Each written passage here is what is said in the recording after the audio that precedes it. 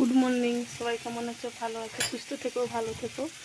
আজকে একটা নতুন ব্লগ আমার তোমাদেরকে শেয়ার করছি যে কী কী রান্না করছি কি না।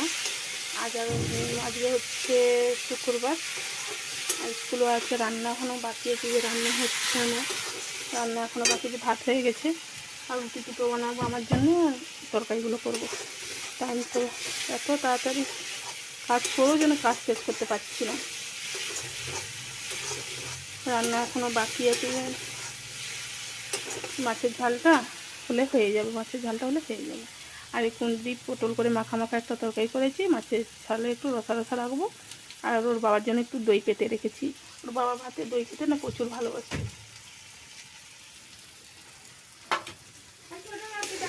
কে গো? এই যে কুঁদরি পটল আলু করে, আলু দিইনি, পটল কুঁদরি করে মাখা মাখা তরকারি করেছি। এই যে মাছগুলো ঝাল করবো রসা রসা। আর ওর বাবার জন্য দই পেতে রেখেছি, টক দই। এই যে মশলাটা ভাজা হচ্ছে।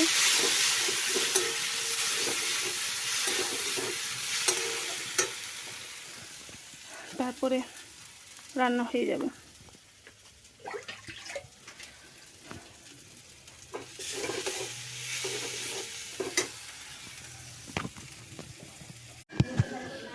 হ্যালো বন্ধুরা, আমি স্কুল চলে এসেছি। স্কুল থেকে এসে রান্না টান্না হয়ে গেছে, এবার রান্না বাকি আছে, করবো।